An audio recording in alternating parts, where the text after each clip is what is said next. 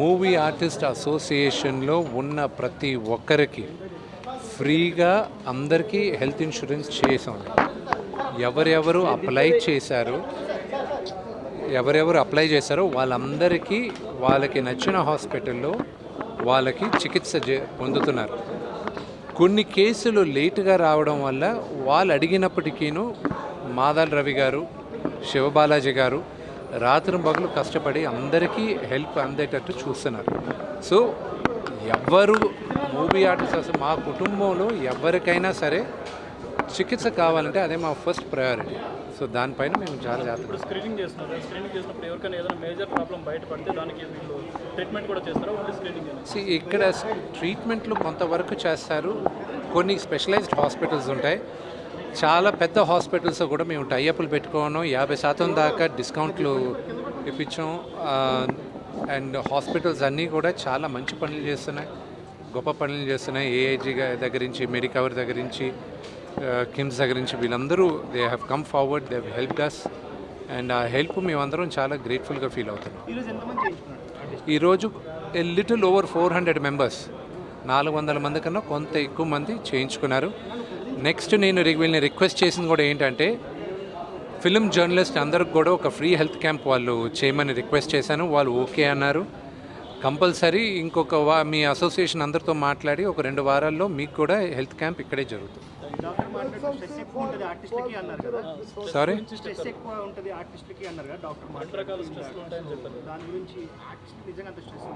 ఎందుకు ఉండదండి? ప్రతి ఫ్రైడే మా సినిమా రిలీజ్ అవుతుంటే మావన్నీ నోట్లోకి వచ్చేసి ఉంటాయి. సో ప్రొడ్యూసర్లకు ఉంటాయి, అందరికీ ఉంటాయి. ఇప్పుడు ఏ యాక్టర్కి గ్యారంటీగా పని దొరుకుతుంది 365 రోజులు అనేది కష్టం. అతి తక్కువ మందికి ఉంటుంది పని. సో ఈ సినిమాలో నా పాత్ర బ్రహ్మాండంగా ఉంటే వచ్చే సినిమాలో నన్ను గుర్తించి మిగతా వాళ్ళు నాకు అవకాశం ఇస్తారన్న ఆశ ప్రతి ఒక్కరికి ఉంటుంది. ఆ స్ట్రెస్ ఉంటుంది. సారీ,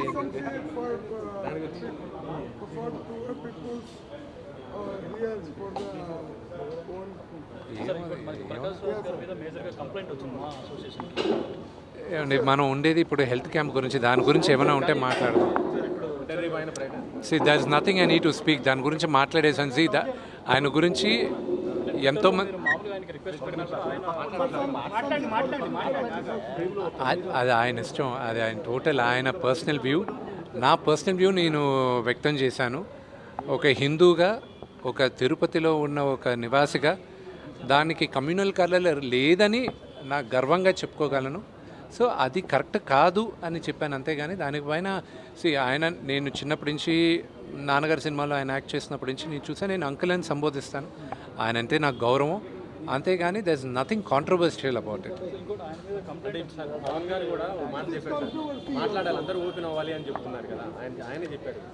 ఒకటి చెప్తాను, నటులందరూ అద్దాల మేడలో మేమందరం ఉంటాం. ఇప్పుడు నేను మాట్లాడితే ఒక వర్గం మీకు నచ్చచ్చు, అది మీకు నచ్చకపోవచ్చు. నచ్చిన వాళ్ళు మమ్మల్ని ఈజీగా టార్గెట్ చేస్తారు, నచ్చిన వాళ్ళు మాకు అవసరం ఉన్నప్పుడు వచ్చి సపోర్ట్ చేయరు. అందుకే నటులు చాలా జాగ్రత్తగా ఆచితూచి ఆలోచించి మాట్లాడాలి కూడా.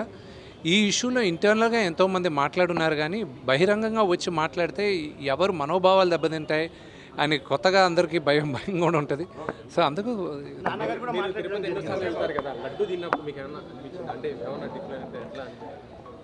ఏమండి, దేవుడి పైన నమ్మకంతో విషం తాగినా కూడా అది అమృతంలాగే ఉంటుంది. ఆ నమ్మకం ఏ లెవెల్లో ఉందనేది మనకి.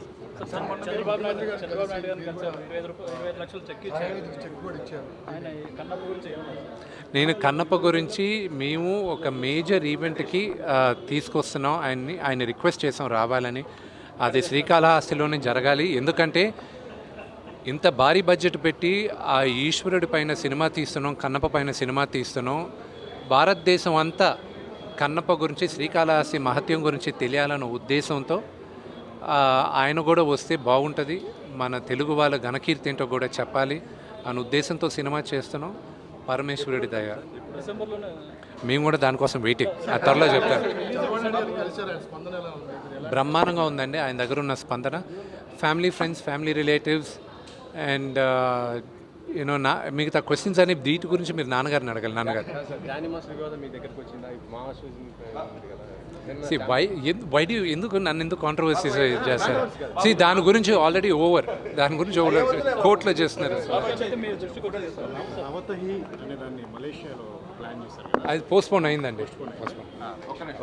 ఎంటర్టైన్మెంట్ మూవీస్ అన్ని అవైలబుల్ గా ఉన్నాయి. Please download Hit TV app. Hit TV app. Hit TV యాప్ని ఫ్రీగా డౌన్లోడ్ చేసుకోండి.